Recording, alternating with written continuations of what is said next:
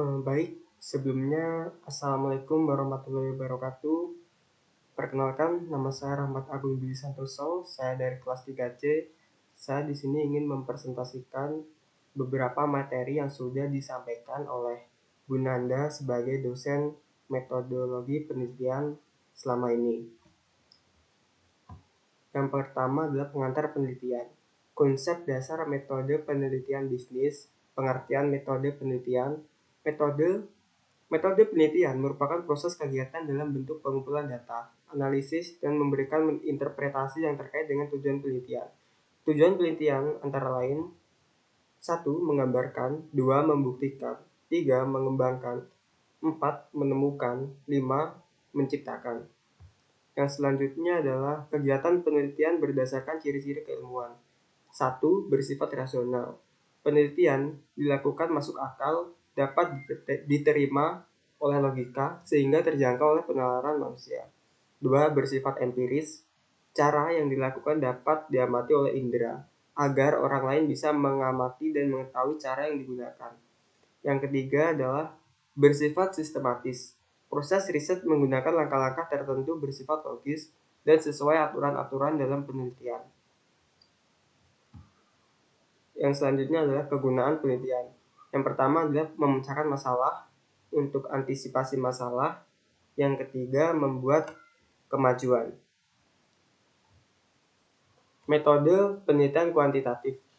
Metode penelitian yang berlandaskan pada filsafat positivisme digunakan untuk meneliti pada populasi atau sampel tertentu.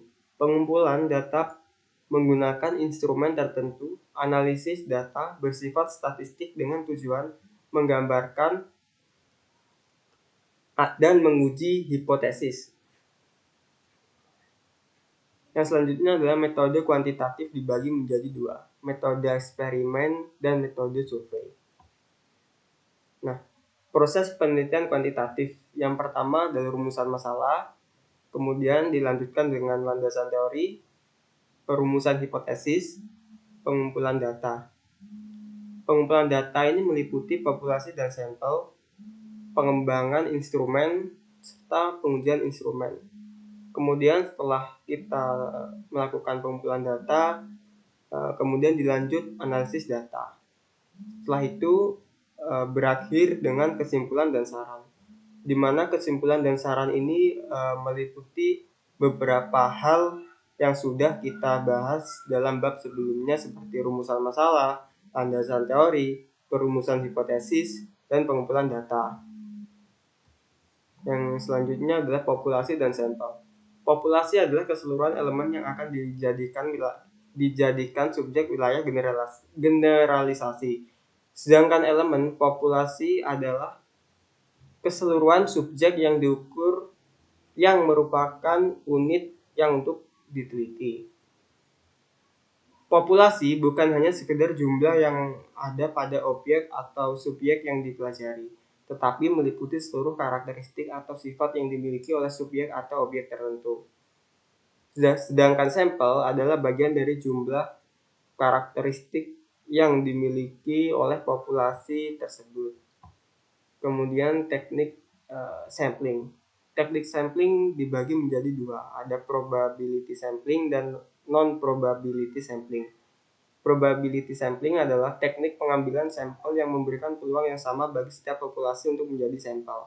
Sedangkan non-probability sampling adalah teknik pengambilan sampel yang tidak memberikan peluang yang sama bagi setiap populasi yang akan dipilih menjadi sampel. Kemudian prosedur pengolahan data. A. Parameter. Berdasarkan parameter yang ada, statistik dibagi menjadi yang pertama statistik parametrik dan yang kedua statistik non-parametrik. Statistik parametrik adalah statistik yang berhubungan dengan inferensi statistik yang membahas parameter-parameter populasi, jenis data interval atau rasio, distribusi, data normal atau mendekati normal. Sedangkan non-parametrik adalah inferensi statistik membahas parameter-parameter populasi, jenis data nominal atau ordinal, distribusi data tidak diketahui atau tidak normal. Yang selanjutnya adalah instrumen penelitian. Beberapa penelitian digunakan untuk mengukur nilai variabel yang diteliti. Beberapa variabel-variabel yang diteliti antara lain satu variabel bebas, merupakan variabel yang mempengaruhi variabel lainnya. Yang kedua adalah variabel terikat, variabel dependent, merupakan variabel yang dipengaruhi oleh variabel lainnya. Kemudian yang ketiga adalah variabel intervening, merupakan variabel yang mempengaruhi hubungan antara variabel independen dengan dependent menjadi hubungan tidak langsung. Yang keempat adalah variabel kontrol, merupakan variabel yang dikendalikan oleh peneliti atau dibuat konstan agar variabel bebas